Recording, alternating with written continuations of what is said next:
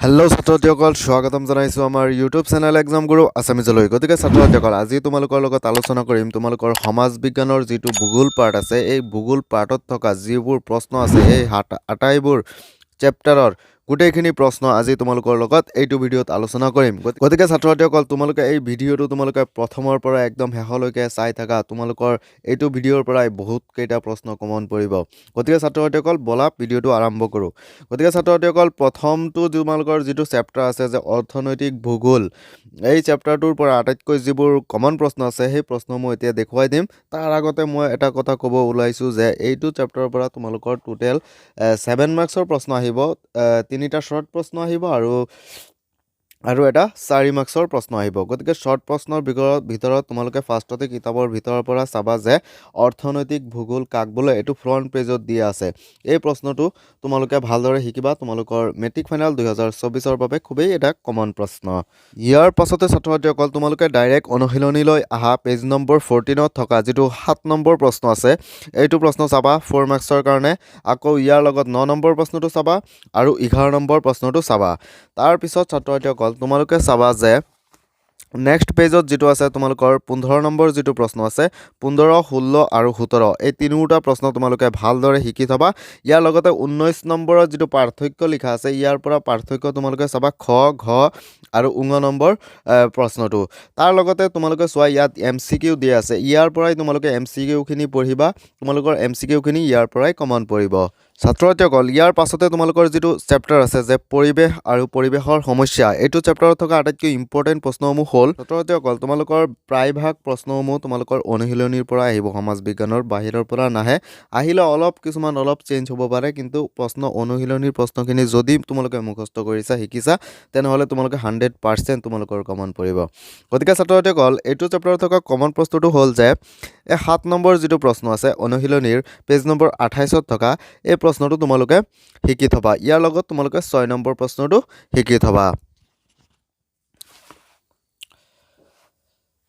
তাৰপিছত ছাত্ৰছাত্ৰীসকল 10 নম্বৰ প্ৰশ্নটো চাবা, 16 নম্বৰ প্ৰশ্নটো চাবা, আকৌ যিটো 22 নম্বৰ প্ৰশ্ন আছে এই প্ৰশ্নটো চাবা, আকৌ 24 নম্বৰ প্ৰশ্নটো চাবা। এইকেইটা প্ৰশ্ন ভালদৰে চাই থবা। ইয়াৰ পাছতে ছাত্ৰছাত্ৰীসকল তোমালোকৰ চেপ্টাৰ আছে যে পৃথিৱীৰ ভূগোল, এইটো চেপ্টাৰৰ পৰা 1 মাৰ্কছৰ 3টা প্ৰশ্ন, আকৌ 4 মাৰ্কছৰ এটা প্ৰশ্ন আহিব। গতিকে ছাত্ৰছাত্ৰীসকল ইয়াত থকা আটাইতকৈ যিবোৰ ইম্পৰ্টেণ্ট প্ৰশ্ন আছে সেইকেইটা ইম্পৰ্টেণ্ট প্ৰশ্নসমূহ তোমালোকে চোৱা। এইটো চেপ্টাৰৰ কমন প্ৰশ্নসমূহৰ কাৰণে তোমালোকে ডাইৰেক্ট অনুশীলনীলৈ আহি যোৱা। ইয়াত থকা যিটো 2 নম্বৰ প্ৰশ্ন আছে এই 2 নম্বৰ প্ৰশ্নটো চাবা। ইয়াৰ লগত 4 নম্বৰ প্ৰশ্নটো চাবা, 5 নম্বৰ প্ৰশ্নটো চাবা, 6 নম্বৰ প্ৰশ্নটো চাবা যে 6 নম্বৰটো আটাইতকৈ বেছি ইম্পৰ্টেণ্ট।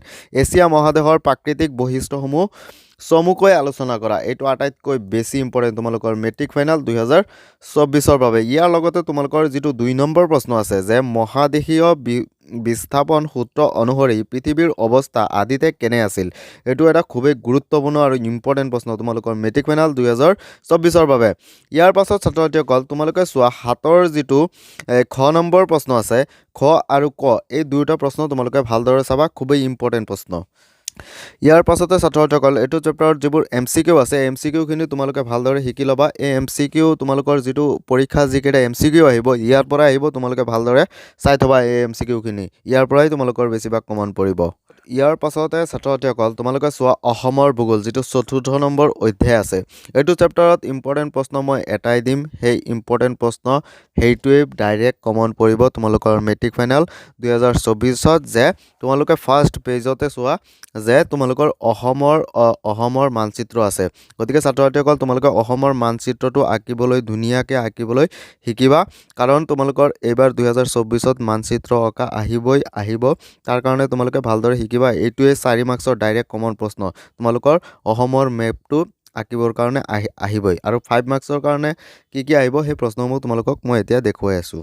তোমালোকে চোৱা পেজ নম্বৰ 84ত থকা যিটো আছে যে টপিক আছে যিটো যে পৰিবহণ ব্যৱস্থাৰ সমস্যাসমূহ, তোমালোকৰ 5 মাৰ্কছৰ কাৰণে প্ৰশ্ন আহি যাব পাৰে যে অসমৰ পৰিবহণ ব্যৱস্থাৰ সমস্যাসমূহ কি কি। গতিকে ছাত্ৰছাত্ৰীসকল উত্তৰ এইটো পেজতে আছে। ক খ তোমালোকে ইয়াৰ পৰা 5-6টামান পইণ্ট শিকি ল'বা। এইকেইটা পইণ্ট লিখিলেই তোমালোকৰ 5 মাৰ্কছৰ কাৰণে হৈ যাব। গতিকে ছাত্ৰছাত্ৰীসকল পৰিবহণ ব্যৱস্থাৰ সমস্যাসমূহ কি কি এইটো তোমালোকে ভালদৰে মুখস্থ কৰিবা 5 মাৰ্কছৰ কাৰণে। ইয়াৰ পাছত নেক্সট যিটো 104 নম্বৰ যিটো পেজত আছে যে অসমৰ অৰ্থনৈতিক উন্নয়নৰ সমস্যা আৰু সম্ভাৱনা কি, এইখিনিও তোমালোকে ভালদৰে শিকি থবা। এইটো খুবেই এটা ইম্পৰ্টেণ্ট প্ৰশ্ন হ'ব ইয়াৰ পৰা যে অসমৰ অৰ্থনৈতিক উন্নয়নৰ সমস্যা আৰু সম্ভাৱনাসমূহ কি কি। গতিকে তাৰ কাৰণে তোমালোকে কমেও তোমালোকে 5টা বা 6টা পইণ্ট শিকিবা। ইয়াত বহুতকেইটাও 10টামান পইণ্ট আছে, তোমালোকে 5টামান পইণ্ট শিকি ল'লেই হৈ যাব। গতিকে ছাত্ৰ ছাত্ৰীসকল ইয়াৰ পিছতে তোমালোকে অনুশীলনী চোৱা। অনুশীলনীৰ পৰা যিটো 9 নম্বৰ প্ৰশ্ন এইটো চাবা। ইয়াৰ পিছত 18 নম্বৰ প্ৰশ্নটো চাবা। ইয়াৰ পিছত ছাত্ৰ ছাত্ৰীসকল তোমালোকে চোৱা 26 নম্বৰ প্ৰশ্নটো চাবা। 26 নম্বৰ প্ৰশ্নটো চোৱাৰ পিছতে ছাত্ৰ ছাত্ৰীসকল তোমালোকে চাবা যে 32 নম্বৰ যিটো প্ৰশ্ন আছে এই 32 নম্বৰ প্ৰশ্নটো চাবা আৰু ইয়াৰ লগতে 29 নম্বৰ প্ৰশ্নটো চাবা। ছাত্ৰ ছাত্ৰীসকল মই যিখিনি প্ৰশ্ন তোমালোকক এতিয়া দেখুৱাই দিলোঁ সেই প্ৰশ্নসমূহ এতিয়াই তোমালোকে ভালদৰে শিকিবা। যদি এইকেইটা প্ৰশ্নই তোমালোকে ফাৰ্ষ্টত শিকা, তাৰপিছত যদি টাইম পোৱা বেলেগ প্ৰশ্ন শিকিবা। গতিকে ছাত্ৰ ছাত্ৰীসকল আজিৰ ভিডিঅ'টো আছিলে ইমানেই। যদি ভিডিঅ'টো চাই অলপো ভাল পালা তেনেহ'লে ভিডিঅ'টোত এটা লাইক কৰি দিবা আৰু আমাৰ চেনেলত যদি নতুনকৈ আহিছা তেনেহ'লে প্লিজ আমাৰ চেনেলটো ছাবস্ক্ৰাইব কৰি দিবা।